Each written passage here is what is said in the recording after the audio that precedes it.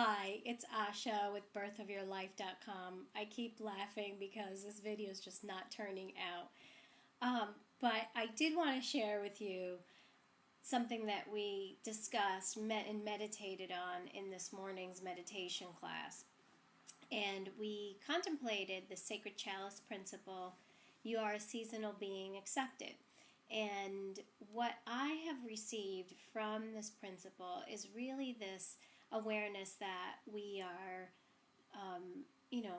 that we have seasons in our lives. And so much of our societal construct has meant that we don't really acknowledge or honor the shadow or the dark aspects of our experience. So, for instance, things like, anger or sadness are things that we don't really value in our culture. We want things to be happy and fluffy and feel good.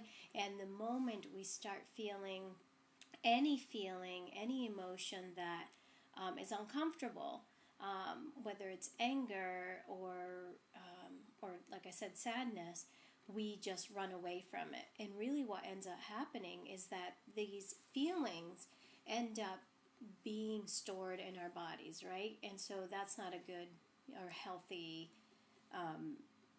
outcome. And so what do we do with this? So what I would say is to honor the season that you're in. Honor the sadness. Honor the information that the sadness brings or that the anger brings. I interviewed this incredible woman, Diane Lancaster, who wrote a book, Anger and the Indigo Child. And you can listen to the interview on spiritualhelpdesk.com, which is a venture that I do with 3 colleagues of mine where we do weekly interviews. And when I interviewed her, she said that the purpose of anger is to create change. And again, she brought back to me this knowing that everything we feel has a purpose and has a sacred reason why it's in our lives. So anyway, going back to this, you are a seasonal being accepted. It's really about radical acceptance of what is.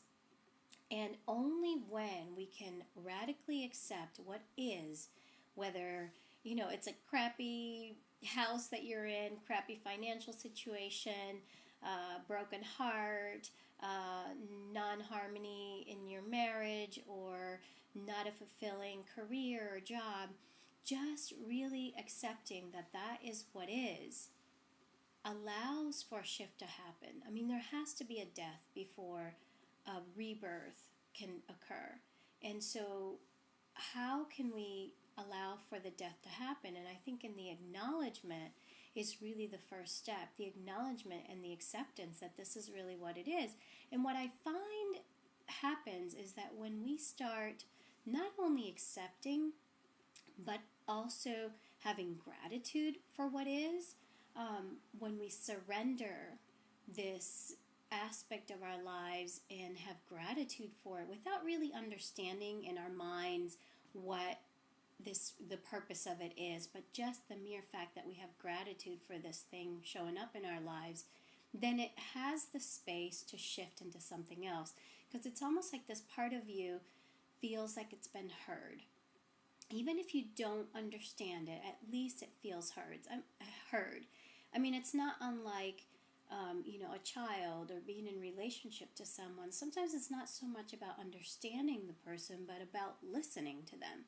And when they feel that they are heard and that you are receiving their information, whether you understand it or not, the relationship has a chance to move to another level, right? You're able to then resolve the issue or come up with a solution. But until people feel heard, then no shift can really happen. And I think it's the same thing with feelings or aspects of our lives that we aren't as happy with. And if we can look at the seasons as, they happen. I mean, the tree doesn't complain that, no, I'm not going to let my leaves fall off. The tree goes with the flow of nature. I mean, the tree has no choice but to do that. It just so happens that we have choice to resist And I find that the more that we can settle into the flow, that doesn't mean sort of giving up and, letting life take its course, but it really means just settling into the flow of our natural state of being. And in that place of acceptance and gratitude, I do think that we can then state from a place of being connected to our higher self, or our soul, or God, or divine pure consciousness, whatever you want to call it. From that place of really being connected, I do feel that in that place we can ask for what it is that we truly want.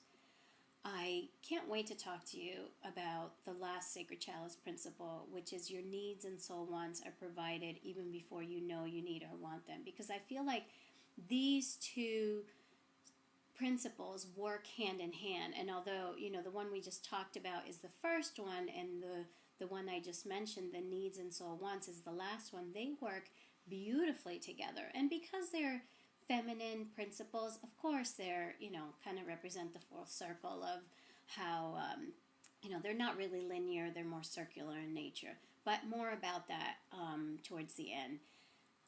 But yeah, I just want to talk to you about the Sacred Chalice principle. Again, a Sacred Chalice principle number 1, you are a seasonal being, accept it. And if you want to know a little bit more about the Sacred Chalice principles, you can go to birthofyourlife.com, and you should see a tab that says Sacred Chalice Principles, and you can read a little more about them. All right? Well, I really appreciate you listening, and I hope that you have an amazing day. See you soon.